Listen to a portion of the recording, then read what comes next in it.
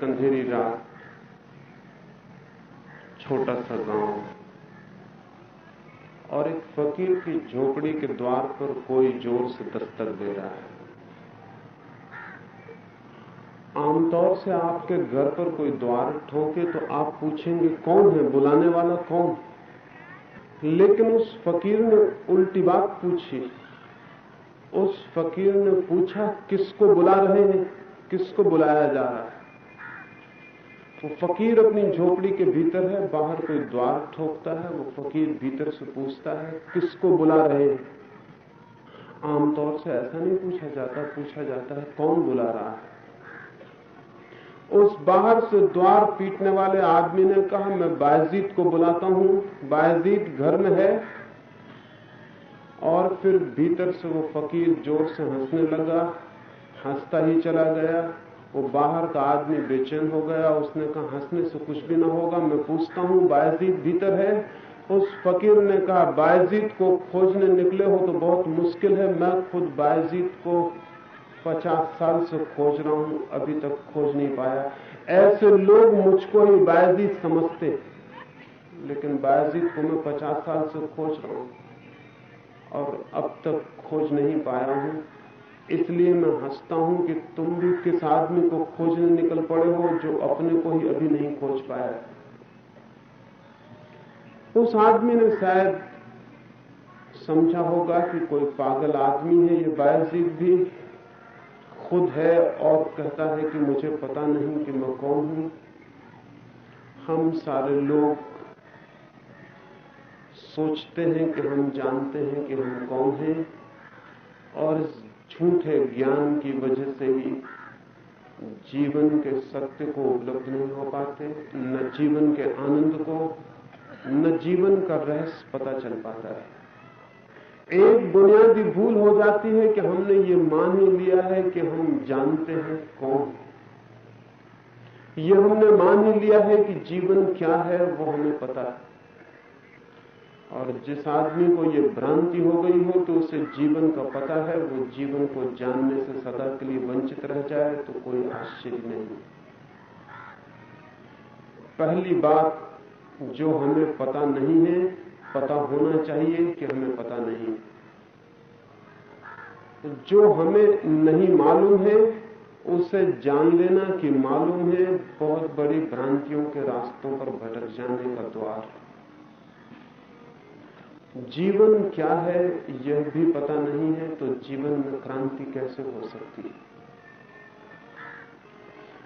और हमें चूंकि ये ख्याल बैठ गया है कि हमें पता है जीवन क्या है, इसलिए चारों ओर जीवन हजार हजार इशारे करता है, उन इशारों को भी हम नहीं देखते। हजार खबरें भेजता है, उन खबरों को भी नहीं सुनते। हजार रूपों में प्रकट होता है, हमारी आंखें अंधी रह जाती हैं। हजार स्वर में गीत गाता है, हमारे कान नहीं सुन पाते। हजार हजार रूपों में आता है, हमारी बाहें आलिंगन नहीं कर पाती, क्योंकि हमें ये पता है कि हमें पता ही है। इसलिए जानने के लिए हम आंख उठाते, न हाथ फैलाते, न कानों से सुनते हैं, न प्राणों को उस दिशा में लगाते हैं जहां जीवन जाना चाहते हैं।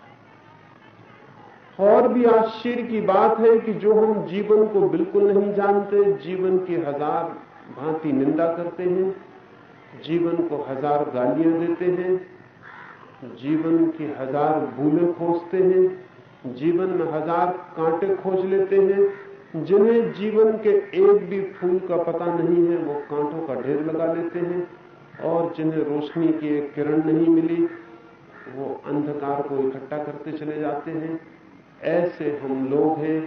हमारे जीवन में कैसे क्रांति हो सकती है?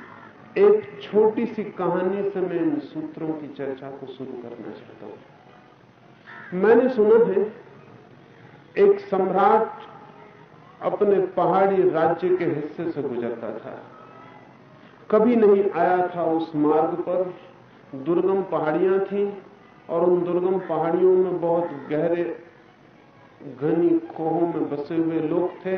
पता था कि वो उसके राज्य की सीमा है, लेकिन कभी वहां गया नहीं। उस राज्य से गुजरा तो हैरान हो गया। उस पहाड़ के रहने वालों को मकान बनाने का पता ही नहीं था। वे वृक्षों के नीचे ही सोते थे और वर्षा होती थी तो चट्टानों के नीचे छिप जाते थे। उन्हें मकान बनाने की कला का कोई बोध ही नहीं था, उन्होंने मकान देखे भी नहीं थे।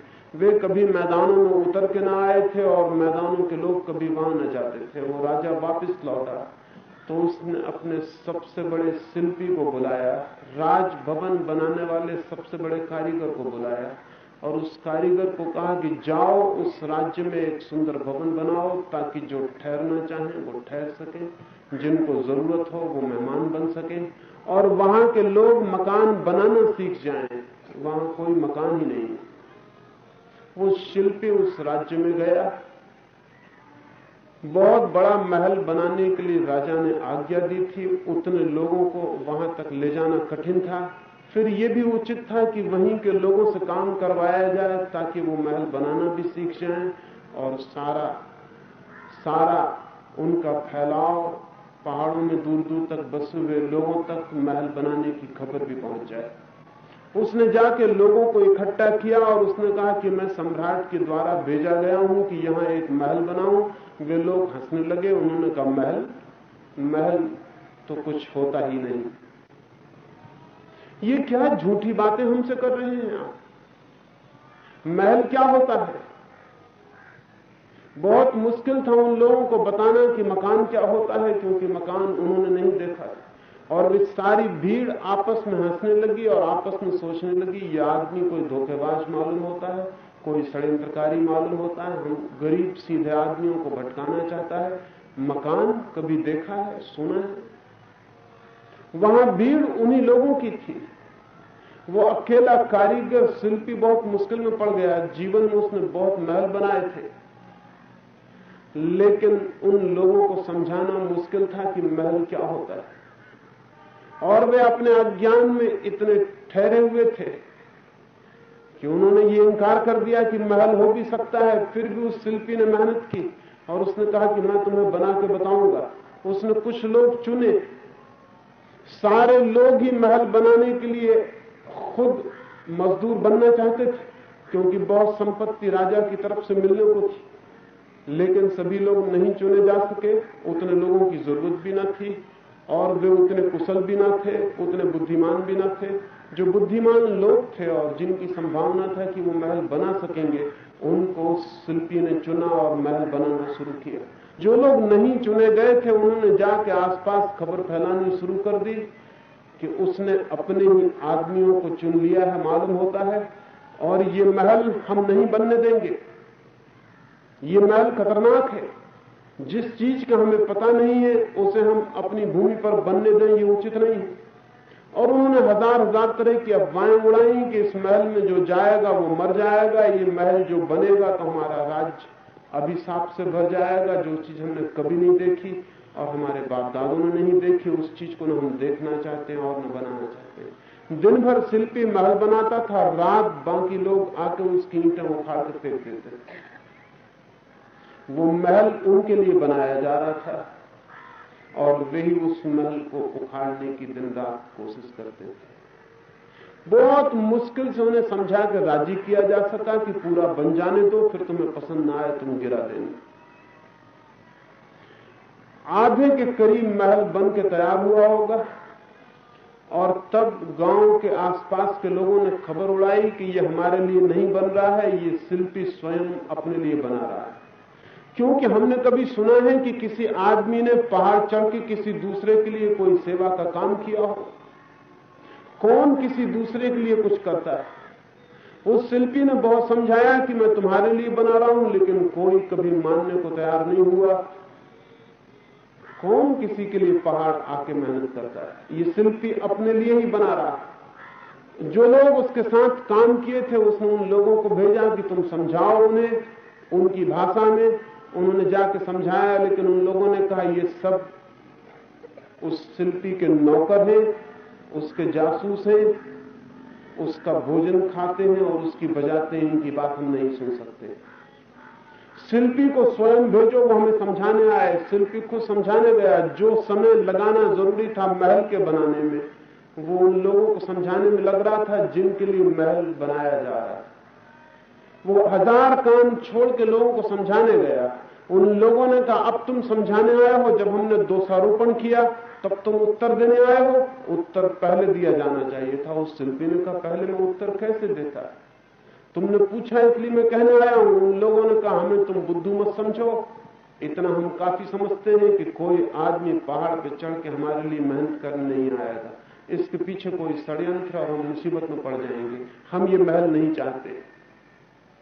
उसने बहुत समझाने की कोशिश की। उन लोगों ने कहा तर्क से समझाना व्यर्थ है, इतनी बुद्धि हमारे पास है, हम भटकने को राजी नहीं। लेकिन उस भीड़ में किसी एक समझदार आदमी ने कहा कि अगर ये आदमी कहता है कि सम्राट ने भेजा है महल बनाने को, तो इसके पास कुछ प्रमाण पत्र होने चाहिए। उन सारे लोगों ने कहा अगर प्रमाण पत्र हो तो हमें दिखा दो।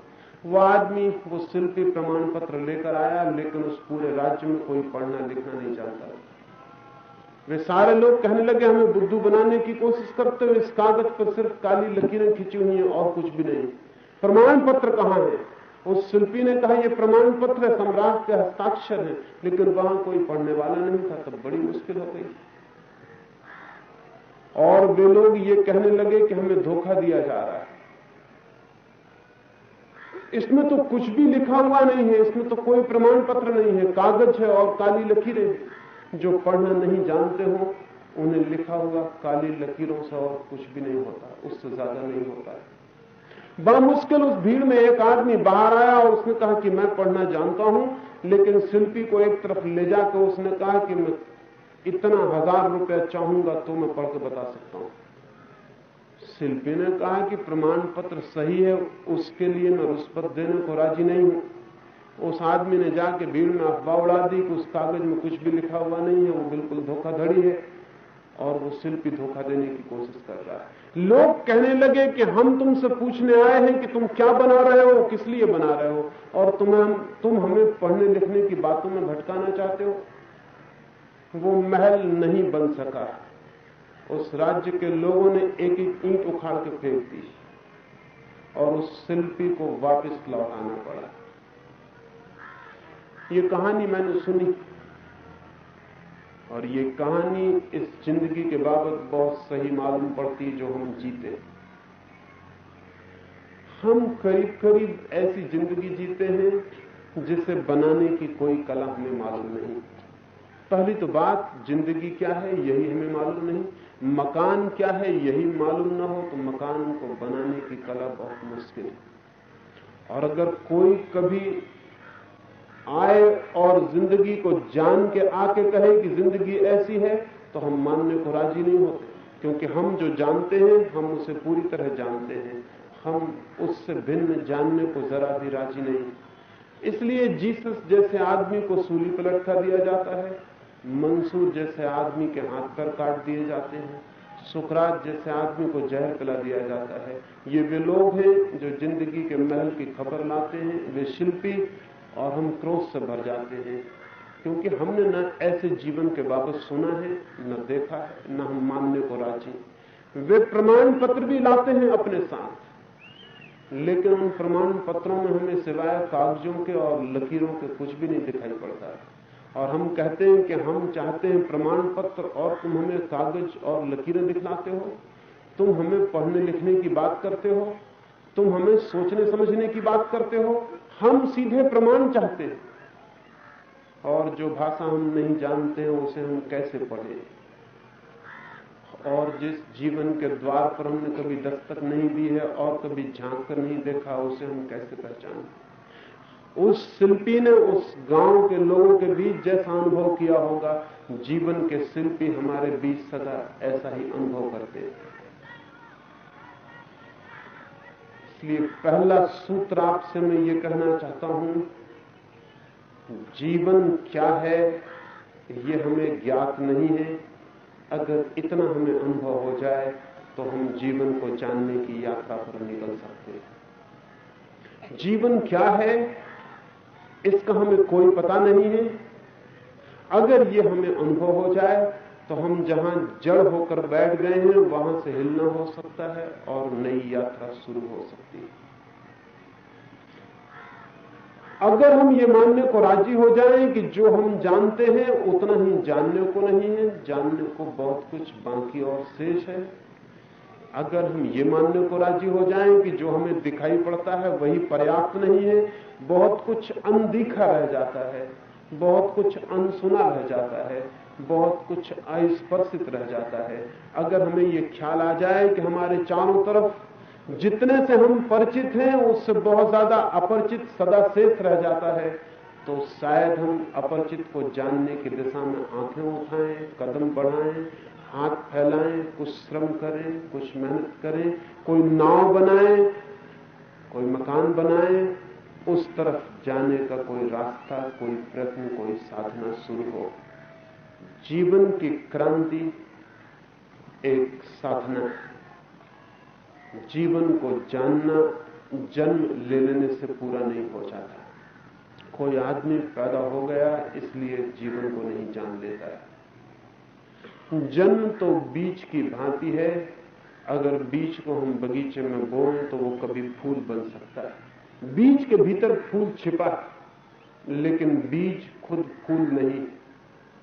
और अगर बीज ये समझ ले कि मैं फूल हूं तो बात खत्म हो गई, फिर बीज बीज ही रह जाएगा, सड़ेगा, नष्ट हो जाएगा, लेकिन कभी फूल नहीं बन सकेगा। बीज को जानना पड़ेगा कि वो कुछ होने की यात्रा है, कोई संभावना, कोई पॉसिबिलिटी, कोई पोटेंशियलिटी, वो अभी है नहीं, हो सकता है। आदमी हो सकता है कुछ, आदमी है नहीं। हम कुछ हो सकते हैं, हम कुछ है नहीं। हम सिर्फ होने की एक संभावना मात्र है। हम एक बीज हैं, जो टूट जाए तो फूल खिल सकते हैं, और अगर न टूटे तो सड़ सकता है, नष्ट हो सकता है, दुर्गंध फैल सकती है। जिस बीज के फूल बन जाने से सुगंध फैलेगी, आकाश में नृत्य होगा रंगों का, वही फूल अगर न बन पाए, बीज ही रह जाए, तो सिर्फ दुर्गंध फैलेगी, न कोई नृत्य होगा, न कोई सुगंध होगी, सिर्फ दुर्गंध फैलेगी, सड़ेगा बीज, नष्ट होगा और मरेगा। हम मरते हैं, नष्ट होते हैं, लेकिन न तो हम जीवित हैं और न हम जीवन को उपलब्ध होते हैं। हम उन बीजों की तरह हैं जो पागल हो गए हों और समझते हैं कि हम फूल हो गए।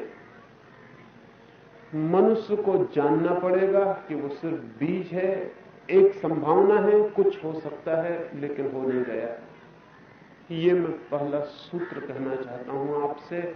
हम हैं कुछ होने के लिए। जैसे कोई तीर किसी प्रत्यंशता पर चढ़ा हो, कोई तीर किसी धनुर्मान पर चढ़ा हो, और धनुष पर चढ़ा हुआ तीर सिर्फ संभावना है। वो जा सकता है वहां जहां अभी गया नहीं, वो पहुंच सकता है उन लक्ष्यों पर जो बहुत दूर है, लेकिन अभी वो धनुष पर चढ़ा है, अभी कहीं गया नहीं। आदमी धनुष पर चढ़ा हुआ तीर चल जाए तो परमात्मा तक पहुंच सकता है, रुक जाए तो धनुष पर ही रह जाता है। हम शरीर पर चढ़ी हुई आत्माएं हैं, चल जाएं तो परमात्मा तक पहुंच सकते हैं, रुक जाएं तो कब्र के अतिरिक्त और कहीं नहीं पहुंचते, कहीं नहीं पहुंच सकते। लेकिन जन्म को ही हमने सब कुछ समझ लिया। एक आदमी पैदा हो जाता है और मान लेता है कि बस बात पूरी हो गई, अब जीना है। जो जीवन मिला ही नहीं उसे जिएंगे कैसे? सिर्फ जन्म मिला है, जन्म जीवन नहीं है। जन्म केवल मौका है, चाहे तो जीवन मिल सकता है, चाहे तो नहीं भी मिल सकता है। लेकिन चारों तरफ सारे लोग मानते हैं कि यही जीवन है। बच्चा पैदा हो गया, बड़ा हो गया, शिक्षित हो गया, नौकरी कर रहा है, मकान बना रहा है, धन कमा रहा है और जीवन मिल गया, ये जीवन है। फिर मकान बनाते, धन कमाते, नए बच्चों को पैदा करते, यह आदमी एक दिन मर जाता है। ये जन्म से लेकर मरने तक की पूरी यात्रा हो जाती है। जीवन का रस कहां मिलता है, जीवन की सुगंध कहां मिलती है, जीवन का संगीत कहां सुनाई पड़ता है। जैसे कोई आदमी वीणा को कंधे पर रखे हुए जीवन भर घूमता रहे और कहे कि मेरे पास संगीत है, वो झूठ नहीं कहता है, लेकिन झूठ कहता है। एक अर्थ में वो सही कहता है, क्योंकि वीणा उसके पास है जिससे संगीत पैदा हो सकता है। लेकिन वीणा ही संगीत नहीं है। और एक आदमी जिंदगी भर वीणा को रखे घूमता रहे तो भी संगीत अपने आप पैदा नहीं हो जाए। वीणा स्वयं संगीत नहीं है, वीणा से संगीत पैदा हो सकता है। जन्म स्वयं जीवन नहीं है, जन्म से जीवन पैदा हो सकता है। और कोई चाहे तो जन्म की वीणा को कंधे पर रखे हुए मृत्यु के दरवाजे तक पहुंच जाए, उसे जीवन नहीं मिल जाएगा। जन्म तो मिलता है मां बाप से, जीवन कमाना पड़ता है स्वयं। जन्म मिलता है दूसरों से, जीवन पाना पड़ता है खुद। जन्म मिलता है, जीवन खोजना पड़ता है। जीवन की खोज एक कला है और जन्म ले लेना बिल्कुल ही प्राकृतिक घटना है जिसका कोई बहुत बड़ा मूल्य नहीं है। इतना ही मूल्य है कि उसके बाद जीवन मिल सकता है। लेकिन करोड़ों करोड़ों कभी कोई एक आदमी जीवन को उपलब्ध होता है। हम सब मरे हुए ही जीते हैं और मरे हुए ही मर जाते हैं। हम सिर्फ जन्मते हैं और मर जाते हैं। जन्म और मृत्यु के बीच जो लंबा फासला है, हम सोचते हैं वही जीवन है। धन जरूर हम इकट्ठा करते हैं, ज्ञान भी इकट्ठा करते हैं, पद प्रतिष्ठा भी इकट्ठी करते हैं, और फिर शायद सोचते हैं ये जो इकट्ठा कर लिया यही जीवन है। कितना ही धन इकट्ठा हो जाए, जीवन का धन से क्या संबंध। और कितने ही शास्त्रों का ज्ञान जान लिया जाए और कितना ही बड़ा कोई पंडित हो जाए, जीवन को जानने से पांडित्य का क्या संबंध। और चाहे कोई सारे जगत को जीत ले, सारे पृथ्वी का सम्राट हो जाए, और चाहे कोई चांद तारों पर जाके झंडे गाड़ दे, लेकिन इस सब से जीवन का क्या संबंध। मैंने एक रूसी लोक कथा सुनी। मैंने सुना है कि एक कवि एक वृक्ष के नीचे बैठा हुआ है। सुबह सूरज निकला है और वो कवि उस वृक्ष के नीचे बैठ के अपनी कविताएं पढ़ रहा है। वहां कोई भी नहीं है, सिर्फ वृक्ष पर एक कौवा बैठा हुआ है। वो कवि अपनी पहली कविता पढ़ता है और कहता है कि मैंने सारी दुनिया के धन को पा लिया, मैं सोलोमन का खजाना पा लिया हूं, मैं कुबेर हो गया हूं, मेरे पास सब कुछ है, जो भी पाया जा सकता है वो मैंने पा लिया है। और वो बहुत गौरव से चारों तरफ देखता है, वहां तो कोई भी नहीं है, सिर्फ ऊपर कौवा बैठा हुआ है। वो कौवा जोर से हंसता है और कहता है, सो व्हाट, इससे क्या हुआ। उस कवि ने बहुत घबरा के देखा, वहां कोई भी नहीं है, एक कौवा ऊपर बैठा हुआ। उसने कहा, क्या ये कौवा बोल रहा है सो व्हाट। मैंने बड़े बड़े मनुष्यों के सामने अपनी कविताएं पढ़ी हैं और लोगों ने प्रशंसा की है, और तू एक मूर्ख कौवा कहता है सो व्हाट, इससे क्या हुआ। वो कौवा कहता है कि निश्चित ही मैं कहता हूं, क्योंकि जहां तक हम समझते हैं धन की मूढ़ता मनुष्यों को छोड़कर न किसी पशु को है, न किसी पक्षी को है, न किसी पौधे को। तो अगर तुम मनुष्यों के बीच में ये कविता पढ़ोगे कि मैंने सोलोमन का खजाना पा लिया है, तो लोग ताली बजाएंगे, क्योंकि वे भी सोलोमन का खजाना भीतर से पाना चाहते हैं। वे उतने ही नासमझ हैं जितने नासमझ तुम हो। उनकी नासमझी कविता नहीं बन पाती, तुम्हारी नासमझी कविता बन गई है, इसके अतिरिक्त और कोई फर्क नहीं। वो कौवा कहता है, लेकिन पा लिया तुमने सारा खजाना, फिर क्या होगा, इससे क्या होता है। उस कवि ने कहा, ना समझ कौवे, तू समझेगा नहीं, मैं तुझे दूसरी कविता सुनाता हूं। लेकिन वो आदमी तो वही है, कविताएं कितनी ही करे, उसका मन वही है, उसका लोभ वही है। दूसरी कविता में वो कहता है, मैंने सारी पृथ्वी जीत ली, मैं चक्रवर्ती सम्राट हो गया हूं, मुझसे ऊपर अब कोई भी नहीं है, सब मेरे पैरों के नीचे। वो कौवा फिर हंसता है और कहता है, सो व्हाट, इससे क्या होगा। माना कि तुम सारे लोग तुम्हारे नीचे आ गए, तुम्हारे पैरों के नीचे, और तुम सबके मालिक हो गए, लेकिन इससे होगा क्या, इससे तुम पा क्या लोगे। उस कवि ने क्रोध में तीसरी कविता पढ़ी और उसने कहा, छोड़ो इसे भी, मैंने सारे शास्त्र पढ़ लिए हैं, मैंने गीता, कुरान, उपनिषद, बाइबल सब पढ़ लिए हैं, जितना भी ज्ञान है मैंने जान लिया, मुझसे बड़ा कोई ज्ञानी नहीं है, मैं सर्वज्ञ हो गया हूं, मैं सब कुछ जानता हूं। उस कौए ने कहा, सो व्हाट, इससे क्या होगा? तुमने सब जान लिया तो भी क्या होगा? एक चीज फिर भी अनजानी रह गई। तुमने सब धन पा लिया लेकिन एक धन बिना पाया रह गया। तुमने सारा साम्राज्य पा लिया लेकिन एक राज्य अपरिचित रह गया। वो कौआ अपनी बातें कहता जाता है, कभी क्रोध से कविता फेंक कर चल पड़ता है। उस कौए से किसी दूसरे कौए ने पूछा, तू हर बात में कहता गया सो व्हाट, इससे क्या होगा? कविता कौन सी पढ़ी जाती कि तू दाद देता? उस कौए ने कहा, एक ही कविता है जीवन की, और वो जीवन को जानने की। न तो धन को जानने से कविता पैदा होती, और न यश को जानने से, और न पांडित्य को जानने से। एक ही कविता है जीवन की, वो जीवन को जानने से पैदा होती है। और उस कवि को उस कविता का कोई पता नहीं है। जब तक वो कविता ना गाता तब तक मैं कहता ही चला जाता, सो व्हाट।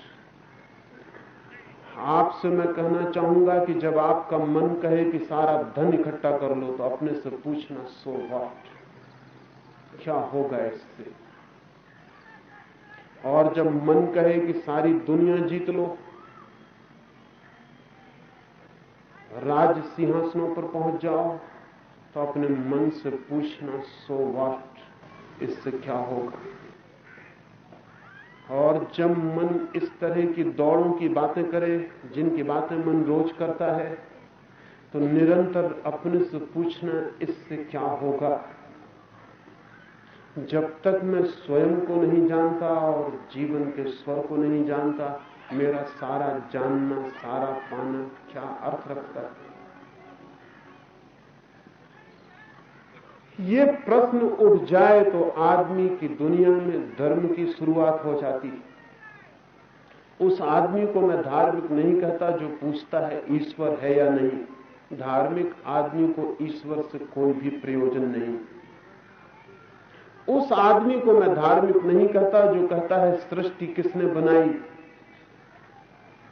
सृष्टि के बनाने के न बनाने के प्रश्न वैज्ञानिक पूछ सकते हैं। धार्मिक आदमी को दो कौड़ी का मतलब नहीं है कि किसने बनाई। मैं उस आदमी को धार्मिक नहीं कहता जो कहता है कितने नरक हैं, कितने स्वर्ग। स्वर्ग और नरक से धार्मिक आदमी को क्या प्रयोजन? नरक की चिंता वो करते हैं जो ऐसे काम कर रहे हो कि नरक जाना पड़े, या स्वर्ग की चिंता ऐसे लोग करते हैं जो नरक जाने के काम कर रहे हैं, लेकिन स्वर्ग का पता चल जाए तो कुछ रुष्पत दे के स्वर्ग में भी प्रवेश पा सके। लेकिन धार्मिक आदमी को स्वर्ग नरक से क्या प्रयोजन? धार्मिक आदमी का एक ही प्रश्न है, एक ही जिज्ञासा है, उसका एक ही अल्टीमेट कंसर्न जिसको कहें, उसका जो आखिरी लगाव है वो एक है, इस बात को जान लेने का कि मैं हूं, लेकिन मैं क्या हूं? मेरा अस्तित्व है, लेकिन मेरा अस्तित्व क्यों है? अगर मैं न होता तो क्या हर्ज था? और अगर मैं हूं तो प्रयोजन क्या है? क्या मैं अपने इस होने को क्षुद्रतम में खोता चला जाऊं? रोज सुबह उठूं और वही करूं 40-50 वर्षों तक, रोज दफ्तर, रोज दुकान, रोज मकान, रोज सोना, रोज खाना। क्या मैं 50 वर्षों तक एक कोल्हू के बैल की तरह यही करता रहूं, या ये भी पूछूं कि मैं क्यों हूं, किस लिए हूं, क्या प्रयोजन है मेरे होने का? धार्मिक आदमी ये जानना चाहता है कि मैं क्यों हूं, आखिर मेरे होने की जरूरत क्या है? और जैसे ही कोई आदमी ये प्रश्न पूछेगा कि मेरी जरूरत क्या है, वैसे ही वो पूछना शुरू करेगा कि मैं ये भी तो जान लूं कि मैं कौन हूं, क्या हूं, कहां से हूं, क्यों हूं। और इस सारी बात की खोज की तरफ अगर ध्यान चला जाए तो जीवन को जाना जा सकता है। लेकिन हम तो जीवन वहां खोज रहे हैं जहां जीवन नहीं। हम तो वहां खोज रहे हैं जहां जीवन का कोई संबंध नहीं। हम वहां खोजते रहें, हम खोजते खोजते खुद मिट जाएंगे और जीवन का हमें कोई पता नहीं पड़ पाएगा। मरते हुए आदमी से पूछो, वो भी यही कर रहा था। जो आप कर रहे हैं, लेकिन उसके पहले भी मरने वाले लोगों से उसने ये नहीं पूछा। हर आदमी मर रहा है और हर आदमी वही कर रहा है जो दूसरे मरने वालों ने किया है, और कोई भी ये नहीं पूछ रहा है कि हम ये क्या।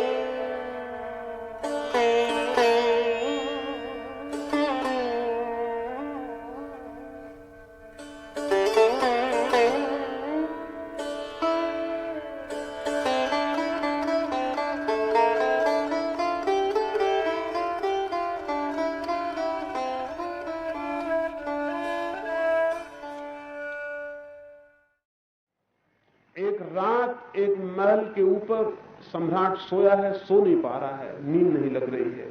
किस सम्राट को नींद लगती? सम्राट को नींद लगना बहुत मुश्किल।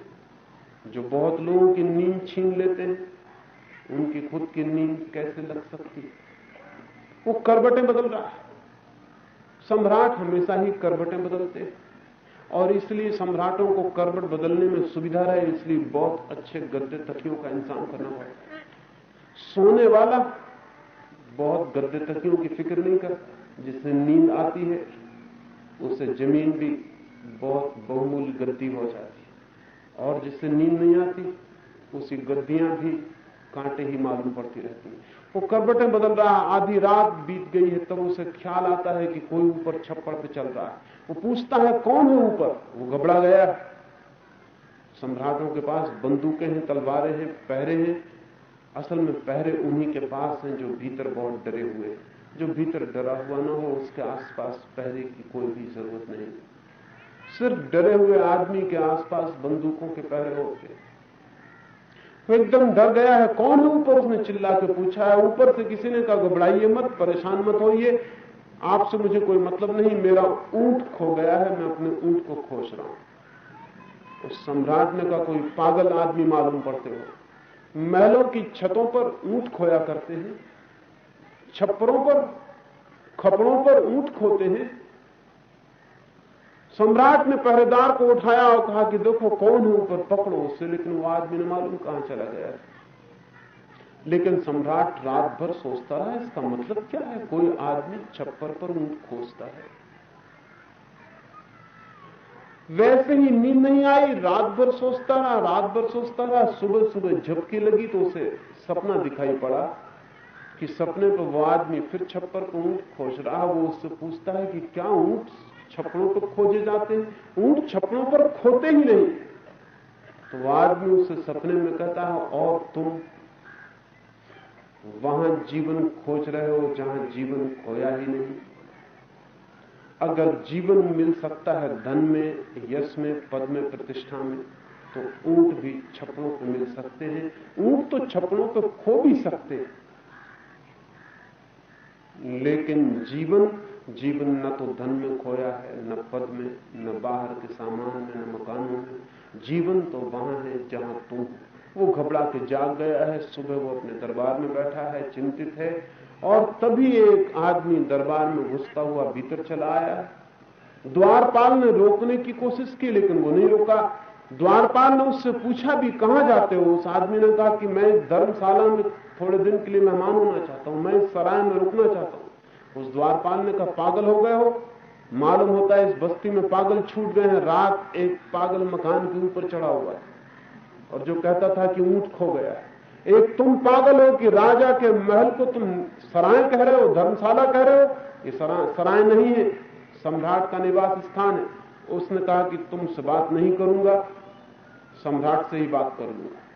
वो भीतर गया दरबार में, उसने जाकर सम्राट से कहा कि मैं इस सराय में कुछ दिन मेहमान होना चाहता हूं, आपको कोई ऐतराज तो नहीं? उस सम्राट ने कहा कि बड़ी मुश्किल की बातें हैं, ये मेरा निवास स्थान है, सराय नहीं। लेकिन वो अजनबी आदमी कहने लगा, निवास स्थान? कुछ वर्षों पहले मैं आया था, तब यहां मैंने इसी सिंहासन पर दूसरे आदमी को बैठे देखा। सम्राट ने कहा वो मेरे पिता थे, उनका देहावसान हो गया।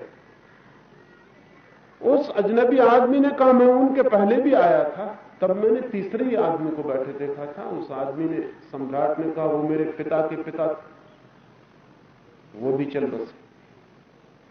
वो आदमी हंसने लगा। उसने कहा कि जहां मेरे देखते देखते रहने वाले बदल जाते हैं उसको निवास स्थान कहना उचित होगा? तुम कितने दिन तक यहां रहोगे?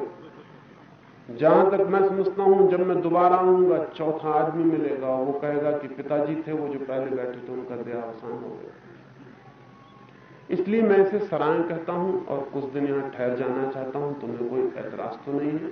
उस सम्राट को एकदम ख्याल आया कि यह आदमी वही होना चाहिए जो रात ऊंट खोज रहा था। उसने उस सम्राट में उतर कर उसके पैर पकड़ लिए।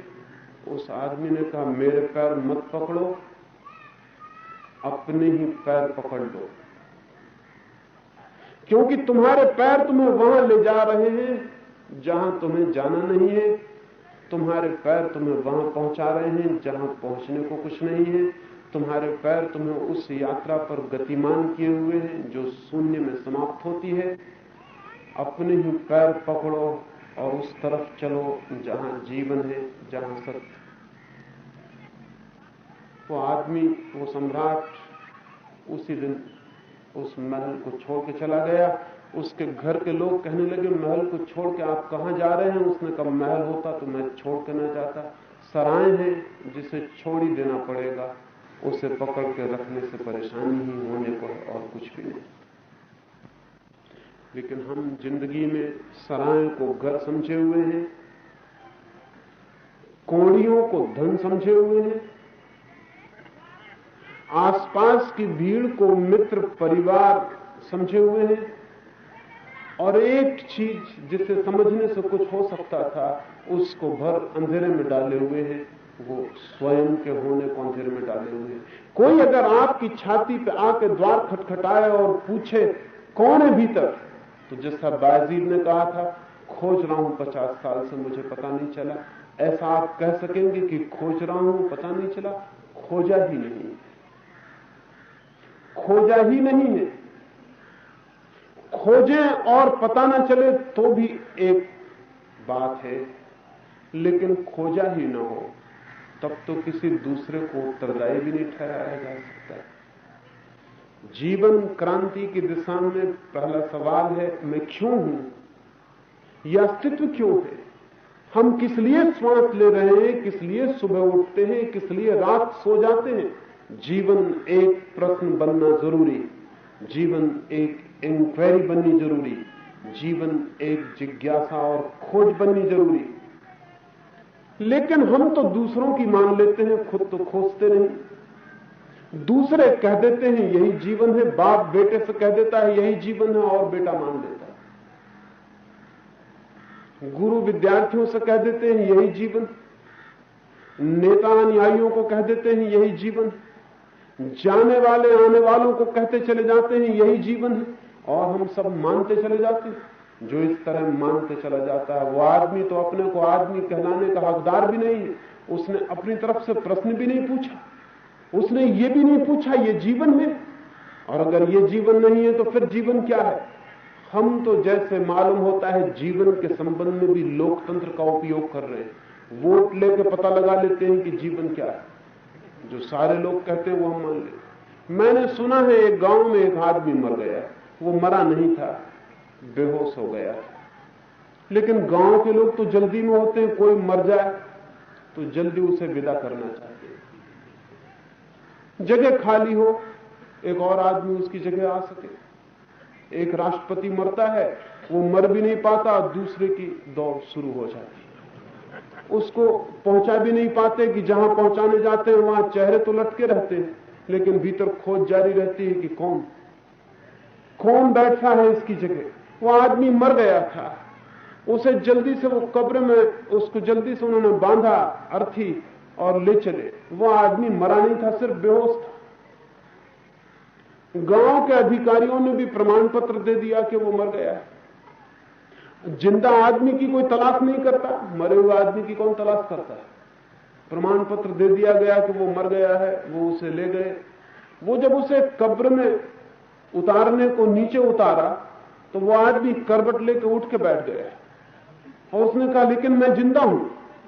गांव के लोगों ने कहा, ऐसे कैसे हो सकता है, हम प्रमाण पत्र लाए हैं कि तुम मरे हो, और अधिकारी ने दिया हुआ, और हमारा अधिकारी कभी भूल नहीं कर सकता। उस आदमी ने कहा, होगा ये, लेकिन मैं जिंदा हूं। लेकिन उन लोगों ने कहा, हम कैसे मान सकते हैं, ऐसा कभी हुआ नहीं। उस आदमी ने चारों तरफ नजर दौड़ाई, 50 आदमी उसको विदा करने आए थे, उसमें गांव का एक न्यायाधीश भी था, उसके निष्पक्ष होने का ख्याल था। उसने उस न्यायाधीश से हाथ जोड़े कि आप कृपा करके कुछ निर्णय करें, मैं जिंदा हूं।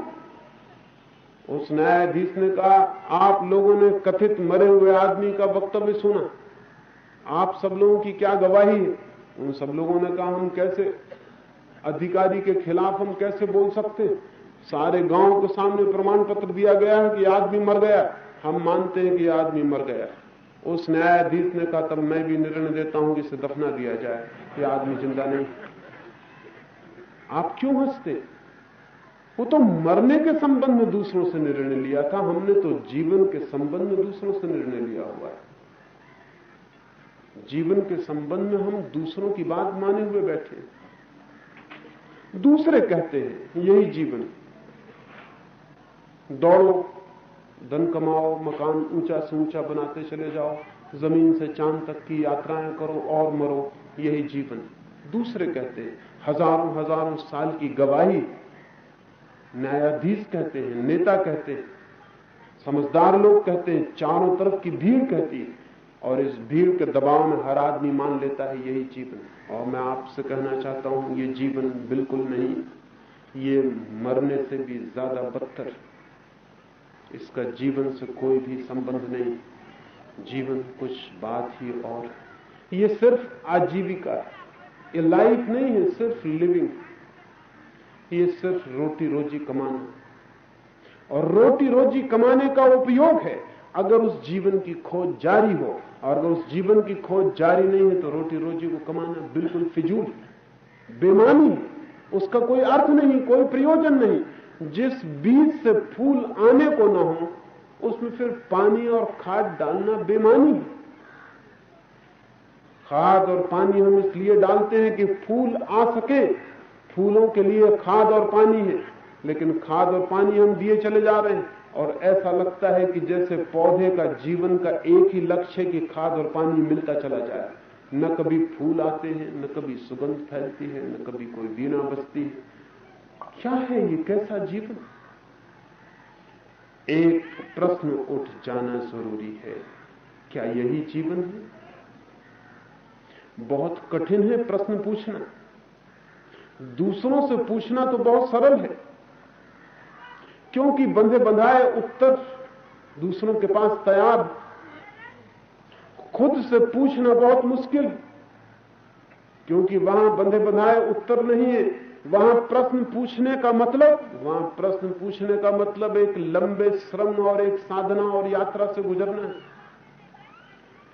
लेकिन हमने जीवन के सब महत्वपूर्ण प्रश्नों को, जवाबों को बांध के तय करके रख लिया है।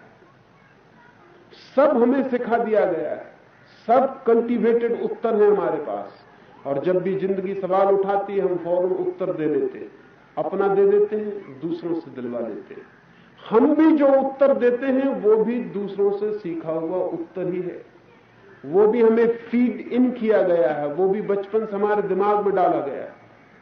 अगर कोई आदमी कहता है कि नहीं ये जीवन नहीं है, शरीर का जीवन जीवन नहीं है, आत्मा का जीवन जीवन है, वो आदमी भी हो सकता है किसी किताब में पढ़ कर कह रहा हो, किसी गुरु से सुन कर कह रहा हो, और 100 में 99 मौके यही है तो उसने किसी से सुन के ये बात कही। अगर वो सुन के कह रहा है तो ये भी बेमानी है, इसमें भी कोई अर्थ नहीं। कौन जानता है आत्मा है या नहीं? खुद ही जानना पड़ेगा, दूसरे के उत्तर काम नहीं दे सकते।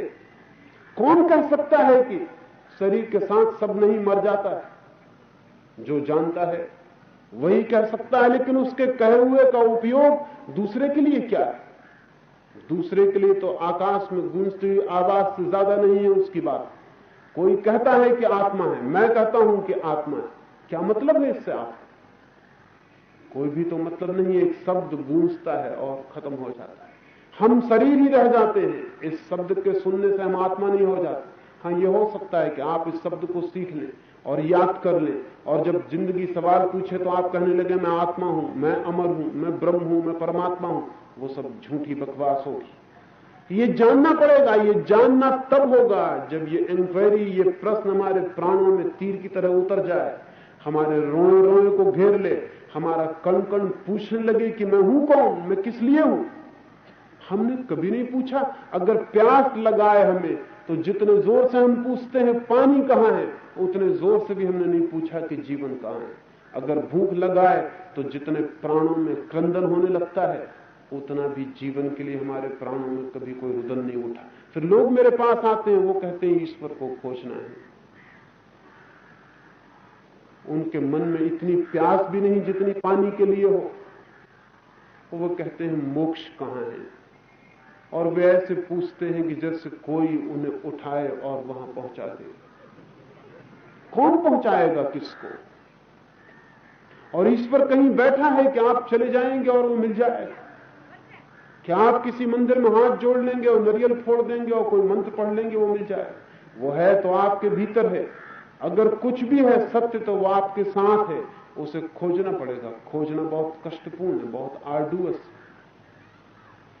असल में बंधे हुए उत्तर हमेशा आसान है, लेकिन बंधे हुए उत्तर आदमी को पागल किए दे रहे हैं। सारी दुनिया एक मैड हाउस हो गई बंधे हुए उत्तरों के कारण। मैंने सुना है एक गांव में सम्राट आने को था।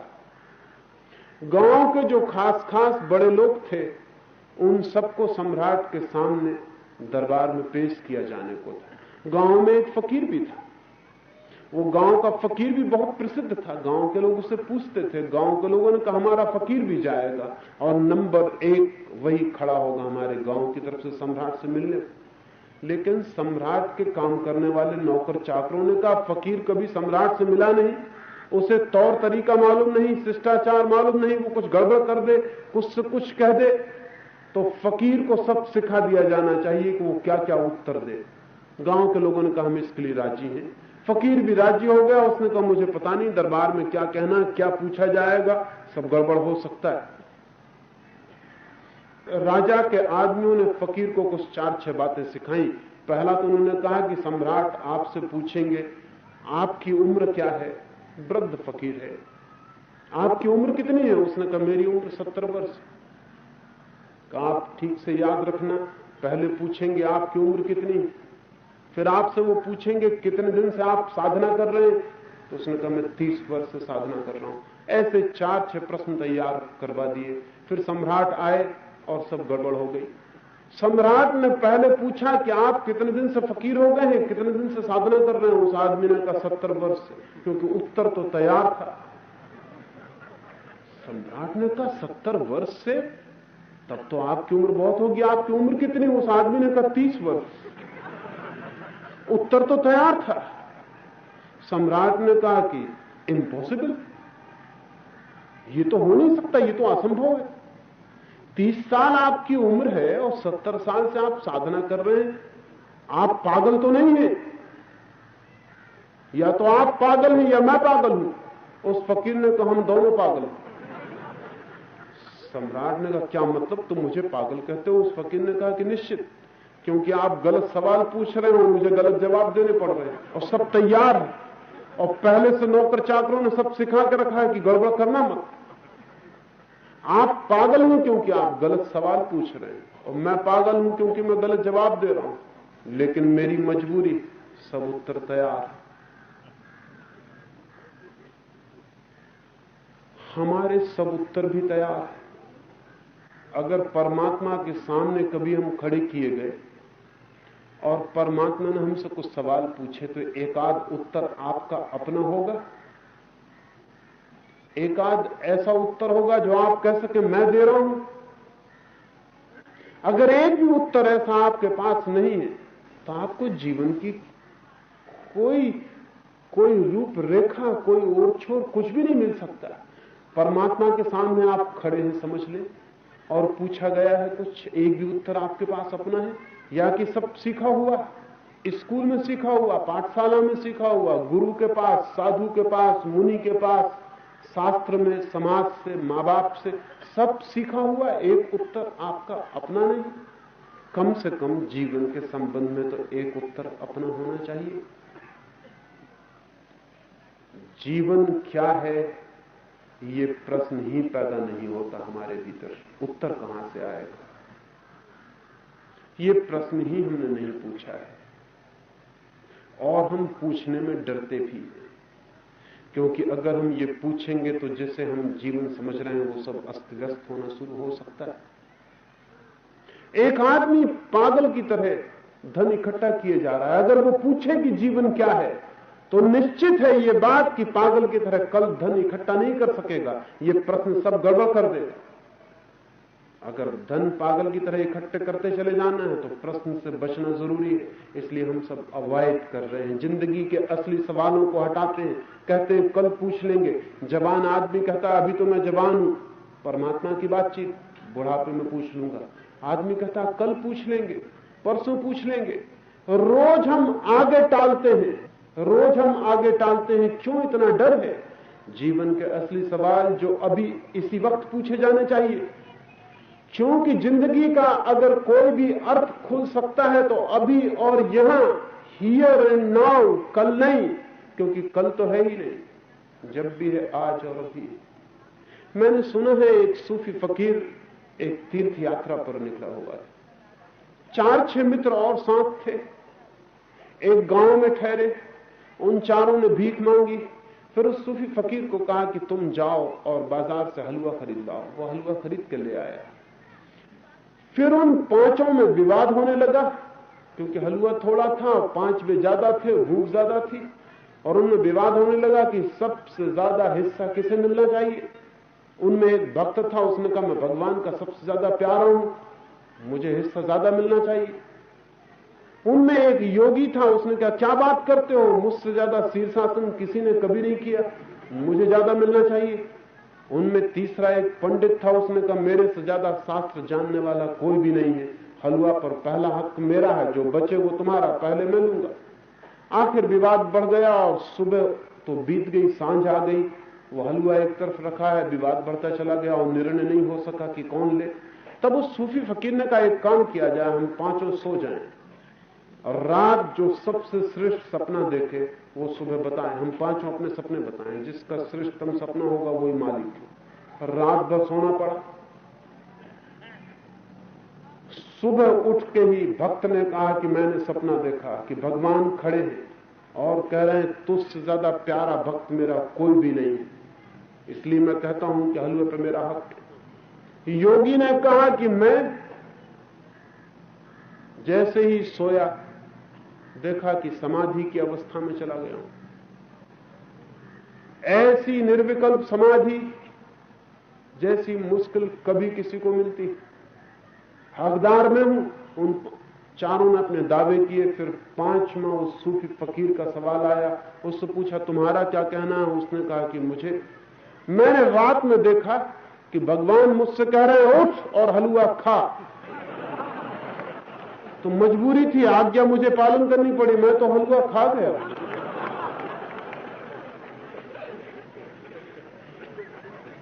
उस सूफी फकीर ने अपनी आत्मकथा में ये कहानी लिखी है और उसने लिखा है कि सिर्फ कहानी हंसने के लिए नहीं है, जिन्हें जीवन का स्वाद चखना है उन्हें भी उठ और अभी चख, वही आदेश।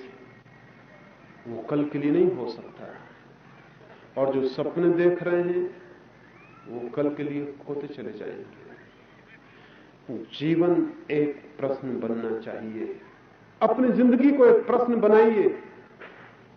कठिनाई होगी, बेचैनी होगी, जिंदगी में बहुत प्रश्न वैसे ही हैं, ये प्रश्न और परेशान करेगा, लेकिन इस प्रश्न की बेचैनी बड़ी सार्थक है। अगर ये प्रश्न बेचैन कर दे तो हम बहुत शीघ्र जीवन के द्वार पर भी पहुंच सकते हैं। अगर ये प्रश्न पूरे प्राणों को मथ डाले तो वो अमृत भी निकल सकता है जो मंथन से निकलता है। अगर ये प्रश्न धक्का दे दे और किसी यात्रा पर पहुंचा दे तो हम वहां भी पहुंच सकते हैं जहां प्रभु का मंदिर है। लेकिन ये प्रश्न की बेचैनी लेनी जरूरी है।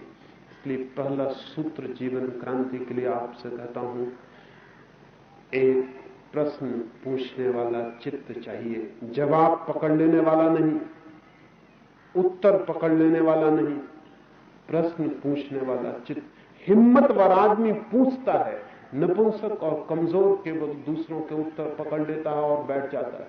कोई हिंदू बन के बैठ गया है, कोई मुसलमान, कोई जैन, कोई ईसाई, कोई सिख, कोई कुछ और। हम सारे लोग कुछ बन के बैठ गए। ये हम कैसे बन के बैठ गए? ये उत्तर हमारे सीखे हुए हैं, ये हमने नहीं पूछे हैं, ये हमने परमात्मा से सीधी टक्कर नहीं ली है, हम आमने सामने खड़े नहीं हुए, हमने कोई एनकाउंटर नहीं किया, हमने जिंदगी को पकड़ के नहीं पूछा है कि क्या हो। हमने दूसरों के उधार उत्तर मान लिए और फिजूल की चीजों को हम नापते फिर रहे हैं। एक आदमी बाजार में 2 पैसे की मटकी खरीदता है तो चारों तरफ ठोक बजाते देख रहा है। एक मटकी 2 पैसे की खरीदने वाला ठोक बजाते देख रहा है। और जिंदगी हम सब उधार बारूद दूसरे के ज्ञान पर बैठे हुए। दूसरे के ज्ञान पर बैठा हुआ आदमी अज्ञान पर बैठा हुआ है। दूसरे के ज्ञान को जिसने अपनी मुट्ठी में बांधा है वो समझ ले उसकी मुट्ठी में कुछ भी नहीं है। दूसरे के ज्ञान के आधार पर जिसने समझ लिया कि मैं जान गया हूं, उससे ज्यादा खतरनाक अज्ञानी खोजना मुश्किल। दूसरों के उधार उत्तर जिसके पास है और अपना प्रश्न नहीं है, वो आदमी मुर्दा है, वो आदमी जिंदा नहीं। एक तीर चाहिए पूछने वाला प्राणों में जो पूछे। और अगर हम पूछने की हिम्मत जुटाएं तो परमात्मा उत्तर देने को हमेशा तैयार, लेकिन हम पूछे ही नहीं तो उत्तर भी उसका नहीं आ सकता है। जो पूछते हैं उन्हें उत्तर मिलता है। एक फकीर था, वो रोज रोज ये कहता था कि द्वार खटखटाओ और द्वार खुलेंगे, जैसा जीसस ने कहा है, knock and the door shall be opened unto you. खटखटाओ और द्वार खुलेंगे। एक बूढ़ी औरत राबिया भी उसकी सभाओं में बैठ के सुना करती थी। वो रोज कहता था खटखटाओ, दरवाजे खुलेंगे। एक दिन राबिया खड़ी हुई और उस बूढ़ी औरत ने कहा, बहुत हो चुका सुनते सुनते, खटखटाओ खटखटाओ। कब तक कहते रहोगे खटखटाओ? द्वार बंद ही नहीं है, आंख खोल के देखो द्वार खुला हुआ। लेकिन आंख कौन उठाए? प्रश्न से भरी आंख खोज शुरू कर देती है। प्रश्न से भरी आंख उठती है, प्रश्न से भरी आंख पूछती है, और जो पूछता है वो किसी न किसी क्षण उपलब्ध हो जाता है उस उत्तर को, जिसे पा लेने के बाद जीवन क्या है यह हमें दूसरों से नहीं मानना पड़ता। जीवन क्या है यह हम जान लेते हैं। और जब हम जीवन को जानते हैं इस तरह जैसे खून दौड़ता हो अपनी नसों में, और जब हम जीवन को जानते हैं इस तरह जैसे श्वास दौड़ती हो फेफड़ों में, और जब हम जीवन को जानते हैं इस तरह जैसे प्रेम हृदय के कोण में सरकता हो, और जब हम जीवन को जानते हैं इस तरह जैसे गंगा बहती है, हवाएं बहती हैं, आकाश में तारे खिलते हैं, जब हम जीवन को उसकी पूरी समग्रता में अपने प्राणों से जानते हैं तो एक विस्फोट, एक एक्सप्लोजन हो जाता है। एक नया आदमी हमारी जगह आ जाता है। हम गए, द ओल्ड मैन, वो जो पुराना आदमी था गया, उसकी जगह बिल्कुल नया आदमी आ जाता है। उस नए ताजे आदमी का नाम ही धार्मिक आदमी। इन 3 दिनों में मैं उन सूत्रों की बात करूंगा कि वो नया धार्मिक आदमी कैसे आ जाए। प्रत्येक के भीतर वो मौजूद है, बुलाना है, पुकारना है, उसे बाहर लाना है। ऊपर हम खोल पुराने कपड़े पहने हुए बैठे, इन्हें फेंक देना है। इनके फेंकते ही नया अंकुर भीतर से निकल आएगा और उस अंकुर पर बड़े फूल खिलते हैं। उन खिले हुए फूलों का नाम ही परमात्मा का अनुभव। उन फूलों में बड़ी सुगंध फैलती है, उस फैली हुई सुगंध का नाम ही प्रार्थना है। उन फूलों में बड़ा अमृत है। उस अमृत को जो जान लेता है, उसे जानने को फिर कुछ शेष नहीं रह जाता, और उस अमृत को जो पा लेता है वो सब पा लेता है। उस अमृत को पा लेने वाले से तुम सब छीन लो तो वो हंसता रहेगा, क्योंकि तुम उसका कुछ भी नहीं छीन सकते हो। उसने वो चीज पाली जो नहीं छीनी जा सकती है, और हमारे पास जो कुछ भी है वो सब छीना जा सकता है। जिसके पास वही संपदा है जो छीनी जा सकती है वो आदमी निर्धन, और जिसके पास वो संपदा आ जाती है जो नहीं छीनी जा सकती वो आदमी संपत्तिशाली हो जाता है, वो प्रभु के राज्य का मालिक हो जाता है। तो आज एक प्रश्न पूछने के सूत्र पर आपको छोड़ देता हूं। पूछें, रात सोते पूछें, सुबह उठते पूछें, खाना खाते पूछें, दुकान पर काम करते पूछें, दफ्तर में जाते पूछें, जीवन क्या है? क्या यही जीवन है? कोल्हू की बैल की तरह मैं घूमता रहूं, यही है जीवन? और किसी बंधे हुए और बासे उत्तर को स्वीकार न करें, निश्चित ही वो उत्तर आएगा जो आपका अपना है और जो परमात्मा देता है। मेरी बातों को इतने प्रेम और शांति से सुना, उससे बहुत अनुग्रहित हूं, और अंत में सबके भीतर बैठे परमात्मा को प्रणाम करता हूं।